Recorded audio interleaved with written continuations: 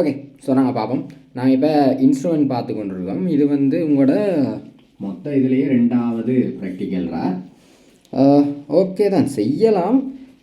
Simple. இதெல்லாம் ஏற்கனவே நீங்கள் படிச்சிருக்கீங்கன்னா ஏற்கனவே போன வீடியோவில் வந்து இன்ஸ்ட்ருமெண்ட்ஸோட பேசிக்ஸ் எல்லாமே சொல்லிட்டேன், முக்கியமான இந்த எரர்ஸ் சம்திங் லைக் தட். இதில் வந்து இந்த ப்ராக்டிக்கலில் முக்கியமானதுகளை சொன்னால் காணும் உங்களுக்கு. அண்டு ஓகே, வெர்னியர் கலிஃபரில் வந்து நான் ஒன்று சொல்ல மறந்துட்டேன்டா. என்னென்னா அது வந்து மெயினாக அளக்கிறது வந்து அந்த அதாவது கட்டைகள் அதால் அளக்கக்கூடியதெல்லாம் பெருசாக அளக்கலாம். அதுலேருந்து நான் ரேஞ்ச் ஒன்றால் 0.12.5க்குள்ளே அளக்கக்கூடியதில் அளக்கலாம். ஆனால் இப்போ வந்து உங்களுக்கு ஏற்கனவே சொன்னதான் 0. இப்போ பேப்பர்ன திக்னஸ்ன்னு உங்களுக்கு தந்துட்டான். பேப்பர்ன திக்னஸ் வந்து எப்படியும் சின்னதான். அதை நீங்கள் வெர்னியர் கலிஃபர் வச்சு அளப்பீங்களா அல்ல வேறு ஏதாவது இருந்தால் அதை வச்சு அளப்பீங்களான்னு நீங்கள் தான் யோசிக்கணும். என்னடா இப்போ 0.100 இருக்குன்னா நீங்கள் அதை வச்சு ஒரு மீட்டர் உலாவே அளந்துட்டு போயிடலாமே. நாங்கள் அப்போ எது அந்த ஆக்குரேட், எது லீஸ்ட் கவுண்ட் குறைவு என்றதை தான் நாங்கள் பார்ப்போம். ஸோ அதன்படி பார்க்கல இந்த இடத்துல வர்றவர் தான் மைக்ரோமீட்டர் ஸ்க்ரூ கேஜ், அதாவது நுண்மானி திருகணிக்கு. இவர் வந்து லைக் ஏற்கனவே உங்களுக்கு பரிச்சயமாக இருக்கும். நுண்மாக்கி திருகணிக்க பார்த்தீங்களென்றால் இது 0.2.5 சென்டிமீட்டர் தான் இந்த ரேஞ்ச். அதை குறித்து வைங்கோ. 0.2.5 சென்டிமீட்டர் அதுக்குள்ளே தான் அதை அளக்கலாம். அப்போ உங்களுக்கே விளங்கணும் 0.2.5க்குள்ளே வர்றதில் தான் அளக்கலாம். ஸோ எது இதுக்குள்ள அளக்கலாம்னு பார்த்தீங்கன்னா பேப்பரோட திக்னஸ் தான் பெரும்பாலும் இதால் அளக்கிறவங்க, பேப்பரோட திக்னஸ் அளக்கிறவங்க. ஸோ பேசிக்காக இதில் வந்து பார்ட்ஸ் குறிக்கிறத பார்ப்போம். அதாவது இதில் முக்கியமான பார்ட்ஸ் என்ன நான் சொல்கிறேன் என்றால், இது வந்து அன்வில் என்று சொல்கிறது. அன்வில் என்றால் இது வந்து கதிர்கோல், இது வந்து பட்டடை ஸ்பிண்டில். இது அன்வில், இது ஸ்பிண்டில், இது கதிர்கோல், இது பட்டடை. அதை நீங்கள் ஒரு குறிக்கணும். அது இது இல்லை, சாரி, அந்த இதைத்தான் குறிக்குது. அன்வில், ஸ்பிண்டில், கதிர்கோல், பட்டடை. அதுக்கு அடுத்தது இது வந்து திம்பிள் என்று சொல்கிறது. இது திம்பிள் என்று சொல்கிறது. இது தீதாள். எஸ், இது திம்பிள், இது தீதாள். அடுத்து இது வந்து திம்பிள் ஹெட் அல்லது நாங்கள் ரச்சட் என்று சொல்கிறோம் நாங்கள். இது வந்து தீதாள் தலை. திம்பிள் ஹெட் அல்லது ரச்சட், தீதாள் தலை. இதுதான் கொஞ்சம் முக்கியமானது. திம்பிள் ஹெட் ஓகே, எல்லாம் சரி. இதில் வந்து இது வந்து சர்க்குலர் ஸ்கேல்ரா. இது மெயின் ஸ்கேல், இது சர்க்குலர் ஸ்கேலா. அதாவது இது வந்து மெயின் ஸ்கேல், இந்த முன்னுக்கு இருக்குது. இது வந்து சர்க்குலர் ஸ்கேல், அது நீங்கள் நம்மளாக பார்த்தா தெரியும். இது வந்து லோக்.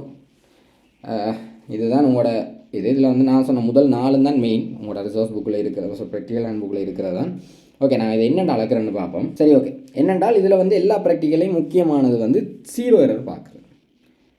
0 எரர் பார்க்குறது முக்கியமானது. நாங்கள் என்ன இன்ஸ்ட்ருமெண்ட் இருந்தாலும் 0 எரர் பார்த்துட்டு தான் போவோம். இப்போ 0 எரர் அதில் மென்ஷன் பண்ணியிருக்காட்டி, அப்போ 0 எரர் பார்க்குறதா நீங்கள் எப்போ என்ன கேட்டாலும் முதலாவது உங்களுக்கு இன்ஸ்ட்ருமெண்ட்டாக ஞாபகம் வர வேண்டிய 0 எரர் பார்க்குறது. இப்போ 0 எரர் என்னென்னு பார்க்குறது. இப்போ எல்லாமே பார்த்துட்டோம். 0 எரர் என்னென்னு பார்க்கணுன்னா இதுக்குள்ள பொருள் ஒன்றுமே வைக்காமல் அன்வில், ஸ்பிண்டில், அதாவது கதிர்கோல், பட்டடை தானே. அப்போ கதிர்கோலும் பட்டடையும் ஒன்றே ஒன்று முட்டி இருக்கணும், தொடுகையில் இருக்கிற அளவுக்கு. அது உங்களுக்கு அதுக்கான விளக்கம் ரிசோர்ஸ் புக்கில் கிடக்கு, ஹேண்டில் கிடக்கு. தீதாள் தலை இருக்குது தானே, தீதாள் தலையைத்தான் நாங்கள் சுற்றுவோம். அன்விலும் ஸ்பிண்டிலும் ஒன்றே ஒன்று முட்டி இருக்கிற மாதிரி தீதாள் தலையை ரொட்டேட் பண்ணுவோம். தீதாள் தலையை சுத்தேக்கில்லடா உங்களுக்கு ஒரு டிக்கன்ற ஒரு சத்தம் கேட்கும். இப்போ அன்விலும் ஸ்பிண்டிலும் முட்டி ஒரு கொஞ்சத்தில் அந்த டிக்கண்டு ஒரு சத்தம் கேட்கும். அந்த சத்தம் கேட்டுட்டுனால் ஓகே, இது ரெண்டும் முட்டிட்டுது. இப்போ பார்ப்போம், அந்த டிக்குன்ற சத்தம் ஏன் கேட்குது. ஏன் கேட்குது என்றால் அது வந்து உறுதிப்படுத்துது இதுவும் முட்டிட்டுது, இதுக்கு அங்கால சுத்த வேண்டாம்ன்றதை உறுதிப்படுத்துது. அதை நாங்கள் என்னத்துக்கு அதை நாங்கள் போடுறோம் என்றால், இந்த இதுக்குள்ளே ஏதாவது பொருளை வச்சால் அந்த பொருளை நாங்கள் நசிக்கக்கூடாது தானே. ஏன்னா பேப்பரே ஒரு சின்னன், அதை நீங்கள் இதால் நசிச்சு கொண்டு இருந்தால் என்ன மாதிரி இருக்கும். ஸோ அதுக்காகத்தான் அதில் வந்து தீதாள் தலையெல்லாம் இருக்குது. அதாவது பொருளை பொருளுக்கு சேதமடைய விடாமல் பார்க்குறது. அதே மாதிரி இந்த ஒப்ஜெக்ட், அதாவது இந்த கருவி நுண்மானி திருகணிக்கே சேதம் வரக்கூடாதானே, அதுக்குன்னு சேர்த்து தான் நீங்கள் எழுதலாம். ஆனால் மெயினாக வந்து பொருள் தான். சரியா, அடுத்தது நீங்கள் பார்த்தீங்க என்றால் இதுக்கு ரீடிங் என்ன அளக்கிறது. ரீடிங் என்ன அளக்கிறேன்டால் இதுக்குள்ளே அதே மாதிரி பொருள் ஏதாவது வச்சு போட்டு தீதாள் தலையை தான் சுற்றுவீங்க. சுற்றி இருக்கீங்க அவருக்கு அந்த டிக்கெண்ட் சத்தம் கேட்கும். அதில் ரிசோர்ஸ் புக்கில் இருக்கிற அதே லைன்ஸ் அப்படியே எழுதணும். ப்ராக்டிக்கல் ஹேண்ட் புக்கில் இருக்கிற அதே லைன்ஸ் அப்படியே நீங்கள் எழுதணும். ரொட்டேக்காக அந்த டிக்கெண்ட் சத்தம் கேட்கும், அது எல்லாமே நீங்கள் எழுதணும். சுற்றுவீங்க, அதில் சத்தம் கேட்கும். சத்தம் கேட்டோன்னு ஓகே, இதில் வந்து ரீடிங் காட்டும். ரீடிங் காட்டுறதுக்கு முன்னம் நான் அது ரீடிங் காட்டும், அதை நீங்கள் நோட் பண்ணுவீங்க. இப்போ நான் சொல்கிறேன் லீஸ்ட் கவுண்ட். அதை பற்றி லீஸ்ட் கவுண்ட் என்றால் என்னென்றால் பிச் அல்லது main scale over number of circular scale division. அதாவது மெயின் ஸ்கேல் இருக்குது தானே, இந்த மெயின் ஸ்கேல் இதுக்கு அதை உங்களுக்கு தருவான், அதுன்ற இதை போட்டுட்டு number of circular scale division என்றதான் வரும். இது நீங்கள் ஏற்கனவே நீங்கள் வந்து படிச்சிருப்பீங்க. ஸோ ஓகே தான். அதாவது மெயின் ஸ்கேல் வந்து உங்களுக்கு எவ்வளோன்னு தருவான், அதில் ஆகலாம் யோசிக்க தேவையில்லை, அது நார்மல் இது தான். அப்போ main scale over number of circular scale division இது பெரும்பாலும் 50 அல்லது 100 இருக்குது. மெயின் ஸ்கேல் வந்து உண்டா தான் தருவான் அந்த இது. அப்போ 1 over இதுன்னு போட்டுட்டு நீங்கள் வந்து பெரும்பாலும் 0.01 மில்லிமீட்டர் தான் உங்களோட வந்து லீஸ் கவுண்டாக இருக்கும். லீஸ் கவுண்ட்னா நெகிழிவு எண்ணிக்கை, அது அப்படி தான் இருக்கும். அடுத்தது ரீடிங் வந்து மெயின் ஸ்கேல் ப்ளஸ் அந்த circular scale division circular reading into எல்சின்னு வரும். அது மெயின் ஸ்கேல் இந்த ரீடிங் எழுதுவீங்கள். சர்க்குலர் ஸ்கேலின ரீடிங் இதில் இப்போ பெரும்பாலும் இதில் வந்து ஒரு 30 போட்டுவிட்டு தர எல்சி நான் கண்டு லீஸ் கவுண்ட் வெளிவ எண்ணிக்கையால் பெருக்கி விட்டால் சரி. இதில் நீங்கள் முக்கியமாக காண வேண்டிய விஷயம் 2 விதமாக நீங்கள் பார்க்கலாம். இதை ஒன்று வந்து இந்த மெயின் ஸ்கேலில் வந்து மேலே மட்டும் இருக்கும், சில இடம் மேலேயும் கீழேயும் இருக்கும். மேலேயும் கீழேயும் இருந்தால் என்னென்றால் இது குறிக்கிறது 0.5 அளவு வந்து. அப்போ என்னது இது வந்து 0.5 மில்லிமீட்டருக்கு கொடுக்குற மாதிரி வந்துடும். அப்போ நான் வந்து நார்மலாக பார்க்க இது 1, 2, 3 இடக்கூடாது. 0.5 1.5 நீங்கள் போடணும். அப்போ இந்த இடத்துல நீங்கள் மெயின் ஸ்கேலுக்கு வந்து 1.5 தான் போடுவீங்க. 1.5 ப்ளஸ் சர்க்குலர் ஸ்கேலில் ஒரு 30 வந்துடுன்னா 30 தர 0.01 போட்டுட்டு காணுவீங்க. இதுதான் இந்த ரீடிங். அப்போ ரீடிங் எடுக்க நீங்கள் பார்க்க வேண்டியது அதுதான். மற்றும்படி இதில் முக்கியமானதுகள் என்றால் ஆஃப்கோர்ஸ் என்னது positive 0 error, negative 0 error, like அதுதான் இனி அடுத்தது நீங்கள் பார்க்க வேண்டியது. அது வந்து நார்மல் கன்செப்ட் தாண்டா, அவ்வளவெல்லாம் கஷ்டம் இல்லை. பாசிட்டிவ் 0 எரர், நெகட்டிவ் 0 எரர் என்றால் என்ன கன்செப்ட் என்றால் ஒன்றும் இல்லை. நான் ஏற்கனவே வேணிய கலிஃபில் விளங்கப்படுத்திட்டேன். கொஞ்சம் முன்னுக்கு தள்ளி இருந்தால், அதாவது ஏற்கனவே நான் சொல்லிட்டேன் எரர் வரும், மிஷின் எல்லாமே 0ல் இருக்கணுமென்ற அவசியம் இல்லை.